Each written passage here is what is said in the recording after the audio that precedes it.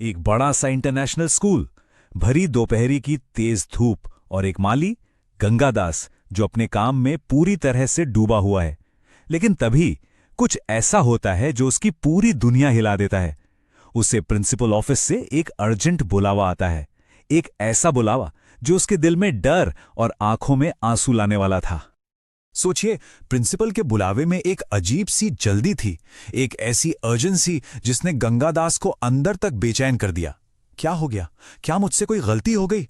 बस यही सवाल उसके दिमाग में घूम रहा था। अब जैसे जैसे गंगादास प्रिंसिपल के ऑफिस की तरफ बढ़ रहा था, उसका दिल जोर जोर से धड़कने लगा। वो छोटा सा रास्ता भी उसे मीलों लंबा लग रहा था। हर एक कदम के साथ उसका डर बढ़ता ही जा रहा था। यहां पर एक बड़ी अजीब सी बात है। एक तरफ गंगादास को अपने काम पर पूरा भरोसा था, वो जानता था कि वो कितनी मेहनत और लगन से काम करता है।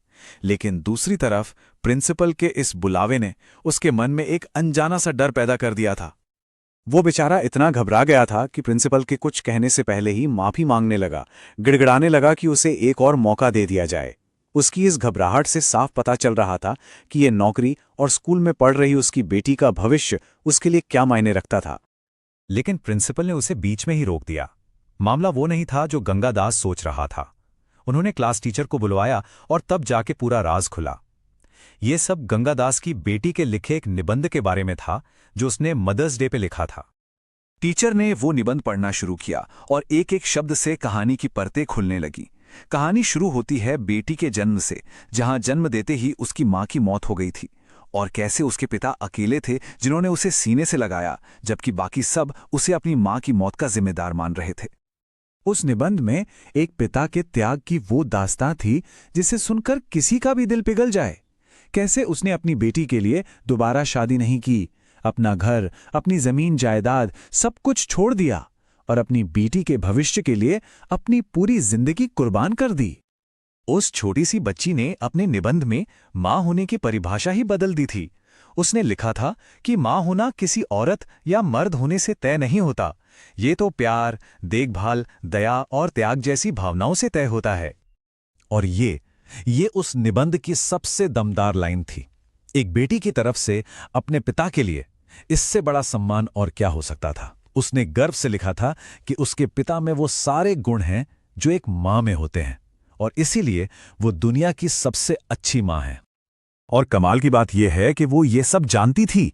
उसे पता था कि मदर्स डे पर पिता के बारे में लिखने से उसे शायद 0 नंबर मिले, लेकिन अपने दिल की सच्चाई बताने के लिए वो ये कीमत चुकाने को भी तैयार थी। निबंध खत्म होते होते टीचर का गला भर आया। प्रिंसिपल के ऑफिस में एक ऐसी खामोशी छा गई जिससे सिर्फ गंगादास के सिसकने की आवाज तोड़ रही थी। सोचिए, जो पिता दिन भर कड़ी धूप में मेहनत करके पसीने से नहीं भीगा, वो अपनी बेटी के लिखे चंद शब्दों से आंसुओं में पूरी तरह भीग चुका था। वो बस हाथ जोड़े रोता हुआ वहीं खड़ा रहा। और फिर प्रिंसिपल ने उस खामोशी को तोड़ा। नतीजा क्या था?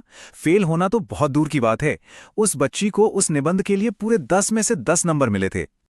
प्रिंसिपल ने कहा कि उन्होंने अपने पूरे करियर में इससे बेहतर मदर्स डे पर लिखा कोई लेख नहीं पढ़ा।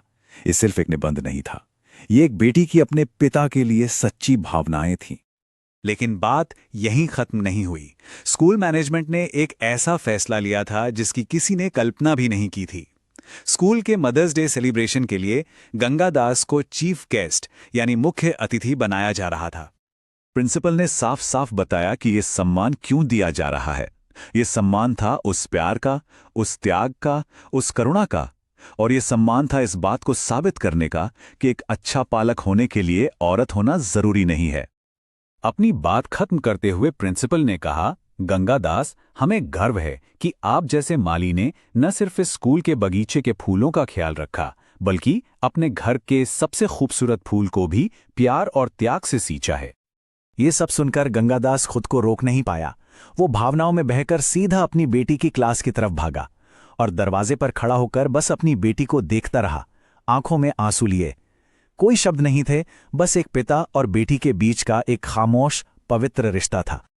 ये कहानी वाकई हमें एक बहुत गहरे सवाल पर सोचने के लिए छोड़ जाती है कि प्यार और त्याग की असली परिभाषा क्या है। क्या ये किसी रिश्ते या लिंग की मोहताज है, या ये सिर्फ निस्वार्थ देखभाल और असीम बलिदान का ही दूसरा नाम है?